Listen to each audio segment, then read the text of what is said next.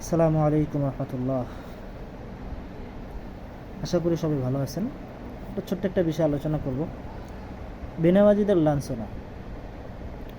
বেনামাজি লোকেরা কিয়ামতের দিন সর্বপ্রথম যে কঠিন শাস্তি অপমানের সম্মুখীন হবে, সেই সম্পর্কে আল্লাহ তাআলা কোরআনুল কারিমে ইরশাদ করেন, ইয়াউমা ইয়াকশাফু আন সাকিন ওয়া ইউদআউনা ইলা সুজুদি ফালা ইস্তাতিউন।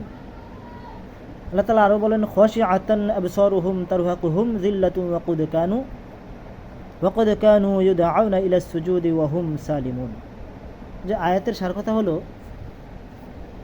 যে কেয়ামতের সে কঠিন দিনে জগতের সর্বকালের সকল মানুষ একই মুহূর্তে ময়দানে উপস্থিত হবেন, সমবেত থাকবেন।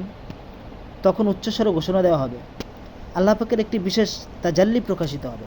আর তখন উচ্চস্বরে ঘোষণা দেওয়া হবে যে তোমরা সকলে আল্লাহ পাকের সামনে সরাসরি সিজদায় লুটিয়ে পড়ো।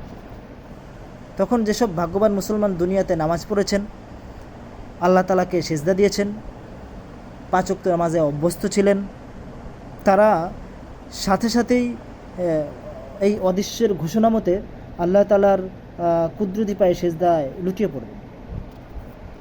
পক্ষান্তরে যারা সুস্থ সবল মোটা তাজা, নামাজ পড়ার ক্ষমতা থাকা সত্ত্বেও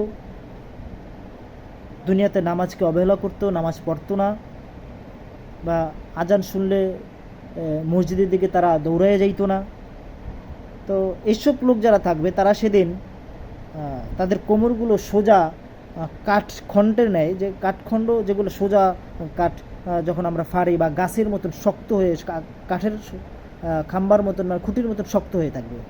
শক্ত আকার, এমন শক্ত আকার ধারণ করবে যে এমন কঠিন করে দেওয়া হবে তাদের কোমরকে, ফলে এদেরকে কাফিরদের ন্যায় দাঁড়িয়ে থাকতে হবে সোজা হয়ে। কাফিররা যেরকম দাঁড়িয়ে থাকবে ঠিক সেরকম সোজা হয়ে তাদেরকে দাঁড়িয়ে থাকতে হবে। তো এই যে ওই দিন আল্লাহ তাআলার কুদরতি পায়ে সেজদা করার যে একটা নিয়ামত, এই নিয়ামত হতে তারা বঞ্চিত থাকবে, ওই নিয়ামত হতে তারা বঞ্চিত হবেন। তো ইবাদতের ইতবর্ষের যে কঠিন অপমান ও মারাত্মক লাঞ্ছনাযুক্ত আযাব তাদেরকে ঘিরে দিবে এবং ঘিরে ফেলবে। সেদিন তাদের দৃষ্টি নুয়ে পড়বে এবং চোখ তুলে কোনো কিছু দেখার মতো শক্তি তাদের থাকবে না। দোজখের আযাব শুরু হওয়ার পূর্বে লাঞ্ছনার গঞ্চনার এই আযাব তাদের উপর ময়দানের হাসরেই সূচনার লগ্নেই আপতিত হবে। তো এই যে নামাজ সবচেয়ে গুরুত্বপূর্ণ কাজ হলো নামাজ, আর সবচেয়েতে প্রথমে কিয়ামতের দিন সবার প্রথমেই নামাজের হিসাব নেওয়া হবে।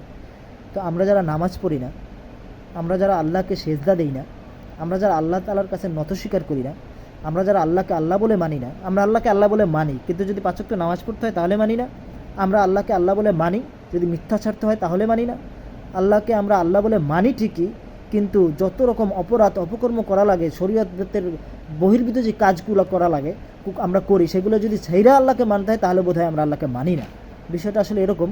তো আল্লাহ তাআলা আমাদেরকে আল্লাহকে মানার, আল্লাহ তাআলার প্রত্যেকটা হুকুম, রাসূলের সুন্নাহ, কোরআন সুন্নাহ অনুযায়ী আমাদেরকে জীবনযাপন করার তৌফিক দান করুন, আর প্রত্যেককে 5 ওয়াক্ত নামাজ জামাতের সহিত আদায় করার তৌফিক দান করুক। আমিন। আসসালামু আলাইকুম রহমতুল্লাহ।